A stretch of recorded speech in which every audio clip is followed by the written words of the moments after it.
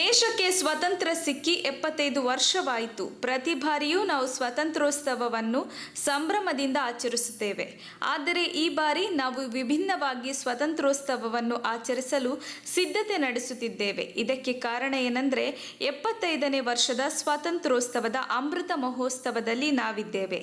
75ನೇ ವರ್ಷದ ಸ್ವಾತಂತ್ರ್ಯೋತ್ಸವದ ಅಮೃತ ಮಹೋತ್ಸವವನ್ನು ಆಚರಿಸಲು ಕೇಂದ್ರ ಸರ್ಕಾರ ಹಲವು ಸಿದ್ಧತೆಗಳನ್ನು ಮಾಡಿಕೊಂಡಿದೆ. ಅದರಲ್ಲೂ ಹರ್ ಘರ್ ತಿರಂಗ ಕಾರ್ಯಕ್ರಮ ದೇಶದಲ್ಲಿ ಗಮನ ಸೆಳೆದಿದೆ.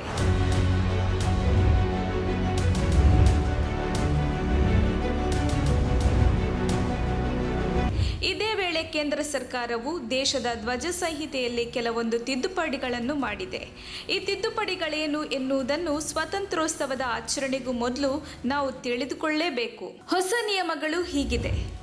ರಾಷ್ಟ್ರಧ್ವಜವನ್ನು ಯಾವುದೇ ವ್ಯಾಪಾರ ಉದ್ದೇಶಕ್ಕಾಗಿ ನಾವು ಬಳಸುವಂತಿಲ್ಲ.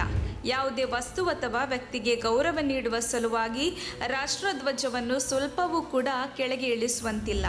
ಯಾವುದೇ ರೀತಿಯ ಸಮವಸ್ತ್ರ ಅಥವಾ ದಿರಿಸಿನಲ್ಲಿ ರಾಷ್ಟ್ರಧ್ವಜವನ್ನು ಬಳಸುವಂತಿಲ್ಲ. ಅಲ್ಲದೆ ರಾಷ್ಟ್ರಧ್ವಜವನ್ನು ಕರ್ಚೀಫ್, ತಲೆದಿಂಬು ಅಥವಾ ಇನ್ಯಾವುದೇ ಡ್ರೆಸ್ಗಳಲ್ಲಿ ಕೂಡ ಮುದ್ರಿಸುವಂತಿಲ್ಲ.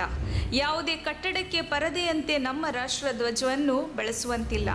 ಯಾವುದೇ ಪ್ರಕಾರದ ಜಾಹೀರಾತು, ನಿರ್ದೇಶನ, ಬರಹಗಳನ್ನು ರಾಷ್ಟ್ರಧ್ವಜದ ಮೇಲೆ ಬರೆಯುವಂತಿಲ್ಲ.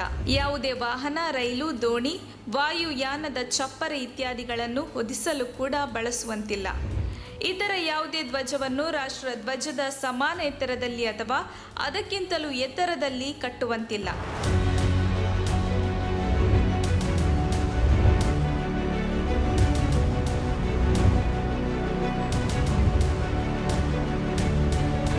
ಈ ಮೊದಲು ಬಟ್ಟೆಯಿಂದ ಸಿದ್ಧಪಡಿಸಿದ ಧ್ವಜವನ್ನು ಮಾತ್ರ ಬಳಸಬೇಕೆಂಬ ನಿಯಮವಿತ್ತು ಹಾಗೂ ಪಾಲಿಸ್ಟರ್ ಧ್ವಜಕ್ಕೆ ನಿರ್ಬಂಧನವಿತ್ತು. ಆದರೆ ಇದೀಗ ಹೊಸ ನಿಯಮದ ಪ್ರಕಾರ ಮಿಷನ್ನಿಂದ ತಯಾರಿಸಿದ ಹತ್ತಿ ಬಟ್ಟೆ, ಪಾಲಿಸ್ಟರ್, ಉಣ್ಣೆಯ ಬಟ್ಟೆ ಹಾಗೂ ರೇಷ್ಮೆ ಬಟ್ಟೆಯಿಂದ ತಯಾರಿಸಿದ ಧ್ವಜವನ್ನು ಕೂಡ ಆರೋಹಣ ಮಾಡಬಹುದಾಗಿದೆ.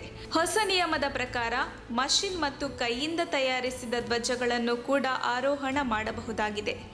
ಈ ಮೊದಲು ಸೂರ್ಯೋದಯ ಮತ್ತು ಸೂರ್ಯಾಸ್ತದ ನಡುವೆ ಮಾತ್ರ ರಾಷ್ಟ್ರಧ್ವಜವನ್ನು ಆರೋಹಣ ಮಾಡಲು ಅನುಮತಿ ಇತ್ತು ಹಾಗೂ ಸೂರ್ಯಾಸ್ತದ ಮೊದಲು ರಾಷ್ಟ್ರಧ್ವಜವನ್ನು ಗೌರವಪೂರ್ಣವಾಗಿ ಕೆಳಗಿಳಿಸದೆ ರಾತ್ರಿ ಹೊತ್ತು ಧ್ವಜವನ್ನು ಹಾರಾಡಲು ಬಿಡುವವರ ವಿರುದ್ಧ ದೇಶದ್ರೋಹದ ಪ್ರಕರಣವನ್ನು ಕೂಡ ದಾಖಲಿಸಬಹುದಾಗಿತ್ತು. ಆದರೆ ಈ ಹೊಸ ನಿಯಮದ ಪ್ರಕಾರ ಇನ್ನು ಮುಂದೆ ಹಗಲು ಮತ್ತು ರಾತ್ರಿಯ ಸಮಯದಲ್ಲೂ ರಾಷ್ಟ್ರಧ್ವಜವನ್ನು ಆರೋಹಣ ಮಾಡಲು ಅನುಮತಿ ನೀಡಲಾಗಿದೆ. ಇನ್ನು ಮುಂದೆ ಹೊಸ ಧ್ವಜ ಸಂಹಿತೆಯ ಪ್ರಕಾರ ರಾತ್ರಿ ಹೊತ್ತು ಕೂಡ ಧ್ವಜಾರೋಹಣ ಮಾಡಬಹುದಾಗಿರುವ ಕಾರಣ ಧ್ವಜಾರೋಹಣಕ್ಕೆ ಸಮಯದ ಇತಿಮಿತಿಗಳಿರುವುದಿಲ್ಲ. ರಾಷ್ಟ್ರಧ್ವಜದ ಮೇಲೆ ಏನಾದರೂ ಬರೆಯುವುದು ಕಾನೂನು ಬಾಹಿರವಾಗಿದೆ. ವಾಹನಗಳಲ್ಲಿ, ವಿಮಾನಗಳಲ್ಲಿ ಅಥವಾ ರೈಲುಗಳಲ್ಲಿ ನಿಮ್ಮಿಷ್ಟದಂತೆ ಧ್ವಜವನ್ನು ಅಳವಡಿಸುವಂತಿಲ್ಲ.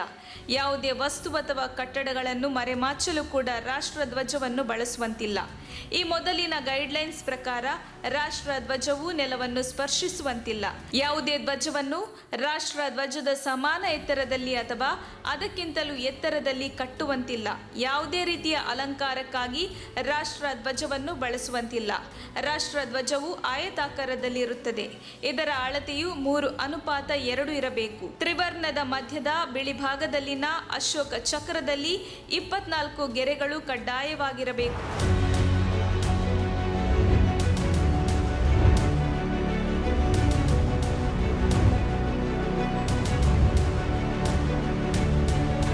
ನಮ್ಮ ದೇಶದ ಧ್ವಜವನ್ನು ನಾವು ಬೇಕಾಬಿಟ್ಟಿಯಾಗಿ ಬಳಸುವಂತಿಲ್ಲ. ನಮ್ಮ ಮುಂದಿನ ಪೀಳಿಗೆಯ ಮಕ್ಕಳಿಗೂ ಈ ವಿಚಾರವನ್ನು ನಾವು ತಿಳಿಸಿಕೊಡಬೇಕಿದೆ. ನಮ್ಮ ದೇಶಕ್ಕೆ ರಾಷ್ಟ್ರ ಧ್ವಜಕ್ಕಿಂತ ಶ್ರೇಷ್ಠವಾದ ಯಾವುದೇ ಧ್ವಜವಿಲ್ಲ. ರಾಷ್ಟ್ರ ಧ್ವಜವೇ ನಮ್ಮ ಅತ್ಯಂತ ಶ್ರೇಷ್ಠವಾದ ಧ್ವಜ. ನಮ್ಮ ರಾಷ್ಟ್ರ ಧ್ವಜದ ಮಹತ್ವವನ್ನು ಮನೆ ಮನೆಗೂ ತಲುಪಿಸಲು ಈ ವಿಡಿಯೋವನ್ನು ಶೇರ್ ಮಾಡಿ ಜನರಲ್ಲಿ ಜಾಗೃತಿ ಮೂಡಿಸಿ.